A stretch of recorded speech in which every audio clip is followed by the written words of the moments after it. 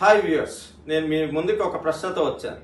ఒక విమానం పైకి ఎగరాలంటే రన్వే పై చాలా దూరం చాలా వేగంతో పరిగెత్తి పైకి ఎగురుతుంది. అదే హెలికాప్టర్ మాత్రం ఉన్న చోటే వర్టికల్ గా పైకి ఎగురుతుంది. ఎందుకు? దీనిలో తేడా ఏంటి? దీని వెనుకున్న సూత్రం ఏంటి మీకు తెలుసా? దీని వెనుకున్న సూత్రాన్ని చెప్పాలంటే మనకు ఒక ప్రిన్సిపల్ తెలియాలి. దాని పేరు బెర్నౌలీస్ ప్రిన్సిపల్. సో దీని బెర్నౌలీస్ సిద్ధాంతం అని అంటుంటాం. ఏంటి బెర్నౌలీస్ ప్రిన్సిపల్? బెర్నౌలీస్ ప్రిన్సిపల్ ఏం చెప్తుందంటే, ఏదైనా ఒక వస్తువు వేగంగా ముందుకు కదులుతున్నప్పుడు దాని పైనుంచి ఎక్కువ వేగంతో గాలి ప్రయాణిస్తుంది.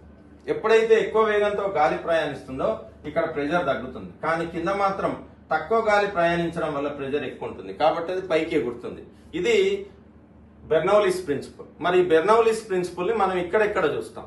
అంటే ఒక విమానం ఎప్పుడైతే వేగంగా పరిగెత్తుతుందో ఆ విమానం పరిగెత్తేటప్పుడు ఎక్కువ గాలి దాని రెక్కల నుంచి పోతుంది. ఈ రెక్క యొక్క షేప్ ను మనం స్ట్రీమ్ లైన్ స్ట్రక్చర్ అంటాం. అంటే దీన్ని ఎయిర్ ఫాయిల్ అంటారు. ఒక చేప మాదిరి స్ట్రక్చర్ ఉంటుంది. కాబట్టి ఎక్కువ గాలి పైనుంచి పోతుంది కాబట్టి అక్కడ ప్రెజర్ తగ్గుతుంది.